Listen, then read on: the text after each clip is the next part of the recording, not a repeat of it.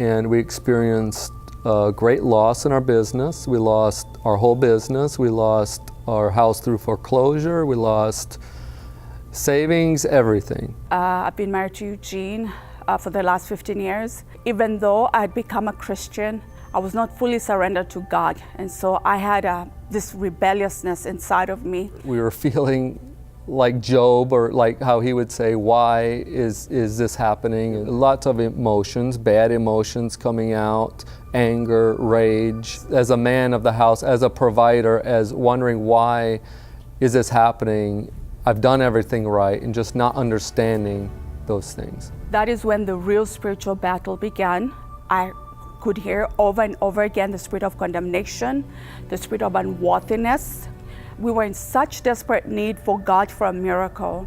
And we did most, through our own strength, doing things. We didn't really understand warfare. We didn't understand what was happening and going on. Why are we losing this? We were attending church. We were tithing. We didn't understand what was happening. So one day we were watching Sid Roth, and a pastor came on, and what he was sharing caught our spirit, and we said, that is exactly what we need.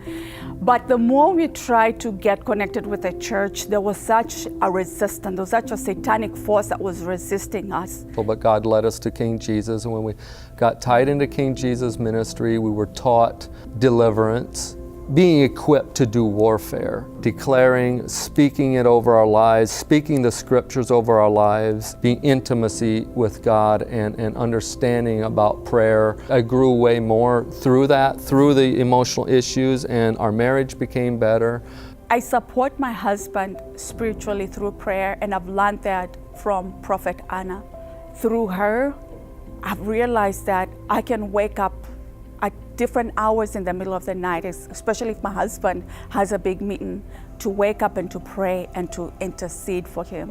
I've learned to pray for my husband when he's on the road, when he's meeting with clients. I think the biggest thing was continuing to fight, continuing to war, and the more intimacy with God, He would give me new ideas. The ideas would flow, and then I would appropriate those ideas. I would appropriate the power through the intimacy with Him. I feel so empowered. I know I walk from a position of I'm a child of God, that I'm risen with Jesus Christ, that I'm seated on the right-hand side of Jesus, that I am above every principality, power, and might. My authority spiritually has been restored through forgiveness, through obedience, and through submission. With the intimacy with God, and as things have been flowing, appropriating the power, and God has opened up new doors for us, customers, new customers, multi-million-dollar contracts. Prosperity is ours. We're not ashamed